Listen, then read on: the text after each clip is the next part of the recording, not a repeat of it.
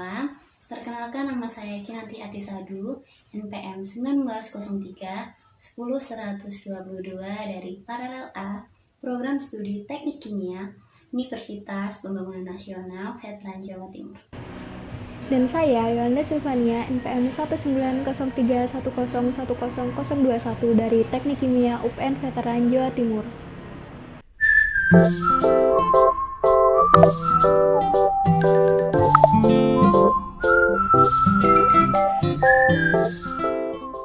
Assalamualaikum warahmatullahi wabarakatuh. Perkenalkan, kami dari grup C, sesi A2. Di sini kami akan menjelaskan mengenai hasil dari praktikum kami mengenai modul pengecatan jasa training. Berikut videonya. Baik, di sini saya akan menjelaskan mengenai pengecatan jasa training. Di sini sebagian besar mikroorganisme tidak berwarna, maka untuk dapat melakukan pengamatan di bawah mikroskop cahaya diperlukan pewarnaan mikroorganisme dengan pewarna tertentu. Pewarnaan mikroorganisme ini pada dasarnya adalah prosedur mewarnai mikroorganisme dengan zat warna yang dapat menonjolkan struktur tertentu dari mikroorganisme yang ingin diamati. Selanjutnya untuk macam-macam metode pengecatan schizofrenik, di sini ada 3, yaitu pengecatan sederhana, kemudian pewarnaan negatif, sama pewarnaan gram. Untuk yang pewarnaan sederhana ini, hapusan bakteri diwarnai dengan reagen tunggal atau satu jenis zat yang menghasilkan kontras antara organisme dan latar belakangnya. Kemudian di pewarnaan negatif ini, zat warna tidak akan mewarnai sel, melainkan mewarnai lingkungan sekitarnya atau latar belakangnya, sehingga sel ini akan tampak transparan dengan latar belakang hitam. Selanjutnya untuk pewarnaan gram, pewarnaan ini didasarkan pada tebal atau tipisnya lapisan peptidoglikan di dinding sel dan banyak sedikitnya lapisan lemak pada membran sel bakteri. Pada pewarnaan gram ini terbagi menjadi 2, yaitu pewarnaan positif dan pewarnaan negatif. Untuk yang pewarnaan positif, untuk yang gram positif, jika bakterinya termasuk gram positif, maka ketika diwarna, warna ungunya tidak akan luntur, sedangkan jika termasuk gram negatif, maka akan menjadi warna merah atau merah muda. Untuk selanjutnya, tujuan pengecatan diantaranya adalah mempermudah untuk melihat bentuk-bentuk bakteri, ragi maupun fungi, kemudian memperjelas ukuran dan bentuk jasa training, kemudian melihat struktur luar, dan kalau memungkinkan juga struktur dalam jasa training. Kemudian yang terakhir untuk melihat reaksi jasa training terhadap pewarna yang diberikan, sehingga dapat diketahui sifat fisika dan kimianya. Selanjutnya pada pewarnaan jasa training ini ada yang namanya fiksasi. Nah, pada umumnya sebelum bakteri diwarnai, ini perlu dilakukan fiksasi. Fungsi dari fiksasi ini antara lain untuk membunuh bakteri secara cepat dengan relatif, sehingga namun tidak menyebabkan perubahan bentuk dan struktur bakteri. Kemudian untuk melekatkan bakteri di atas kaca objek dan untuk meningkatkan sifat afinitas pewarna, atau dalam arti untuk meningkatkan daya serap bakteri tersebut terhadap pewarnanya, sehingga lebih mudah diamati. Kemudian cara fiksasi yang paling sering dilakukan dalam pewarnaan bakteri adalah cara fisik, yaitu dengan pemanasan, dengan cara melewatkan kaca preparat di atas api. Kemudian untuk perbedaan bakteri gram positif dan negatif adalah sebagai berikut. Untuk komposisi dinding sel pada bakteri gram positif ini mengandung kandungan lipid yang rendah, yaitu sekitar 1-4%, sedangkan pada gram negatif yaitu kandungan lipidnya tinggi, sekitar 1-2%. Kemudian, untuk ketahanan terhadap penisilin, yang gram positif ini lebih sensitif, namun gram negatif lebih tahan. Kemudian, penghambat oleh pewarna basah, misal kristal violet, ini lebih dihambat, sehingga bisa mempertahankan warnanya, sedangkan yang gram negatif ini kurang dihambat. Kemudian, untuk munculan nutrien terhadap lakuan fisiknya, yaitu pada bakteri gram positif, kebanyakan spesies ini lebih tahan. Kemudian pada gram negatif ini relatif sederhana, sehingga kurang tahan. Untuk selanjutnya, prinsip pengecatan ini yaitu pertukaran antara ion zat warna dengan ion protoplasma sel. Pada warna bakteri ini terdiri dari dua kelompok zat, yaitu zat bersifat asam dan zat bersifat alkali. Untuk yang asam ini berupa anion dan umumnya digunakan dalam bentuk galon natrium. Sedangkan untuk yang bersifat alkali ini berupa kation dan umumnya digunakan dalam bentuk klorida. Untuk selanjutnya akan dilanjutkan oleh rekan saya.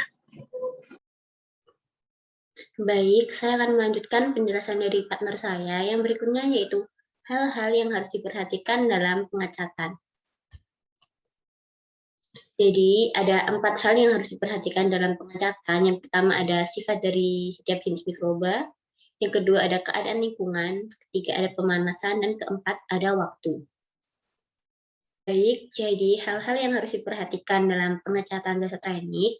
Yang pertama ada sifat dari setiap jenis mikroba. Jadi mikroba itu kan ada banyak jenisnya, tentu saja sifatnya berbeda-beda. Jadi kita harus memperhatikan sifat dari mikroba itu untuk mengetahui zat pewarna apa yang harus digunakan, apakah asam atau basa. Dan yang kedua ada keadaan lingkungan. Jadi pada proses pewarnaan harus dilakukan dalam keadaan steril atau bersih, agar tidak terjadi kontaminasi. Yang ketiga ada pemanasan, di mana kita harus memperhatikan bidang yang mengandung bakteri agar tidak terkena nyala api secara berlebihan, karena jika berlebihan dikhawatirkan bakteri itu akan rusak sehingga sulit untuk diamati. Kemudian yang keempat ada waktu, di mana kita harus memperhatikan waktu yang ditentukan untuk inkubasi ataupun pemanasan.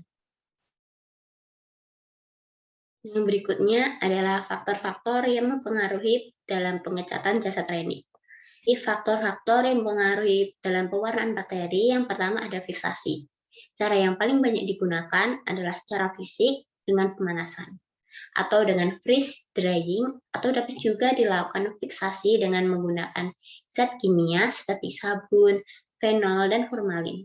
Fungsi fiksasi sendiri sebelum pewarnaan yaitu yang pertama ada memperekatkan sel mikroba pada gelas objek, kemudian untuk membunuh mikroorganisme secara cepat dengan tidak menyebabkan perubahan-perubahan bentuk dan strukturnya.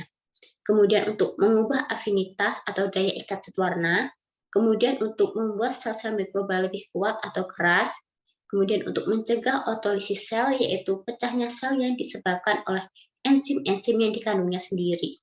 Kemudian untuk mempertinggi sifat reaktif gugus-gugus tertentu, seperti karboksil amino primer dan sulfihidril. Kemudian yang kedua ada substrat.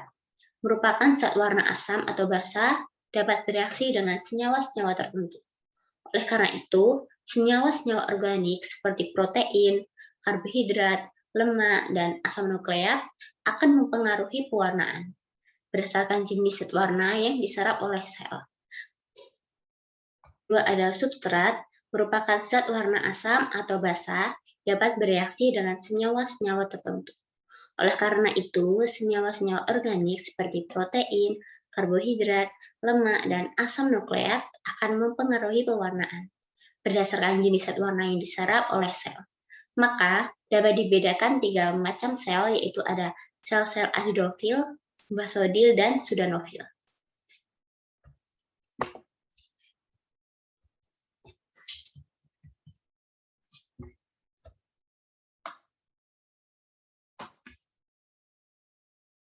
Yang ketiga ada intensifikasi pewarnaan.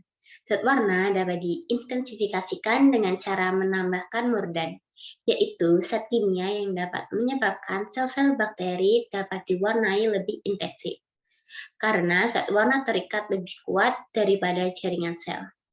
Murdan dibagi atas 2 macam, yaitu ada murdan asam dan juga murdan basa.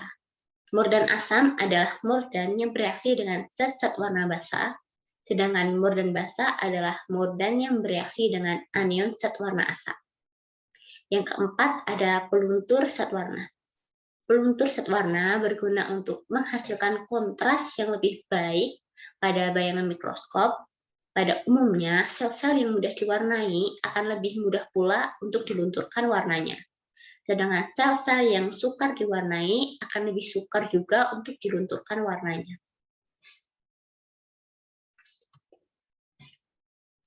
Berikutnya yaitu struktur sel bakteri. Di sini, di sebelah kiri ada gambar dari bakteri, kemudian di sebelah kanan ada tabel penjelasan dari bagian-bagian bakteri tersebut. Yang pertama ada kapsul. Sel bakteri dapat menghasilkan lendir ke permukaan selnya. Lendir tersebut tersusun dari air dan polisakarida dan biasanya terdapat pada bakteri saprofit. Lendir yang terkumpul kemudian menebal dan membentuk kapsul yang tersusun atas glikoprotein. Kapsul dan lapisan lendir berfungsi sebagai lapisan pelindung untuk menjaga sel dari kekeringan, membantu melekatkan diri pada substrat, dan untuk menunjukkan virulensi suatu bakteri. Kapsul pada bakteri patogen juga berfungsi untuk perlindungan diri dari sistem imun sel inang. Kemudian ada pili atau fimbriae, merupakan rambut-rambut halus yang tumbuh dari dinding sel. Mirip dengan flagel, tapi ukurannya lebih pendek dan bentuknya kaku. Fungsinya yaitu untuk membantu perlekatan pada substrat dan penyaluran materi genetik pada saat konjugasi. Kemudian ada flagel, yang juga disebut bulu cambuk, terdapat pada dinding sel dan berfungsi sebagai alat gerak. Flagel hanya dimiliki oleh bakteri yang berbentuk batang, kemudian koma atau vibrio, dan spiral. Kemudian ada dinding sel. Dinding sel pada Eubacteria tersusun dari peptidoglikan, yaitu sejenis polisakarida yang berikatan dengan protein. Serupa dengan kapsul, dinding sel juga berfungsi sebagai lapisan pelindung dan juga untuk mempertahankan bentuk sel bakteri.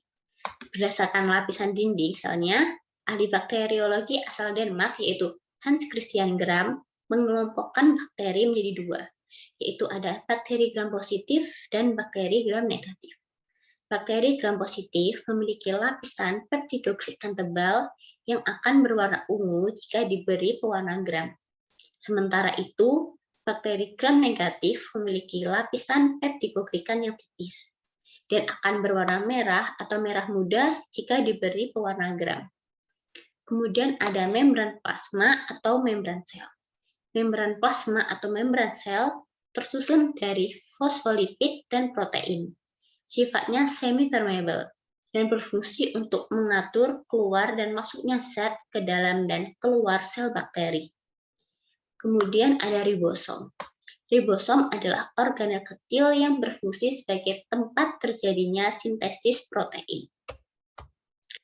Kemudian ada mesosom atau kondrioid. Adalah invaginasi terlipat di membran plasma bakteri yang dihasilkan oleh teknik fiksasi kimiawi yang digunakan untuk menyiapkan sampel untuk mikroskop elektron. Kemudian ada nukleoid. Nukleoid adalah nukleosoma, tempat berkumpulnya DNA kromosomal bakteri. Kemudian ada granula. Granula adalah butiran kecil dan halus yang terdapat dalam sel.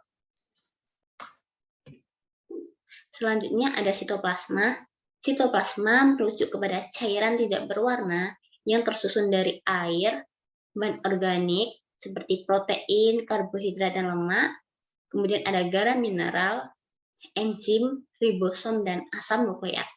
Sitoplasma merupakan tempat terjadinya reaksi metabolisme pada bakteri. Kemudian ada plasmid. Plasmid berfungsi dalam rekayasa genetika sebagai vektor yang membawa gen asing yang ingin disisipkan pada bakteri. Sekian pemaparan dari kami. Untuk kurang lebihnya kami mohon maaf. Kami akhiri. Wassalamualaikum warahmatullahi wabarakatuh.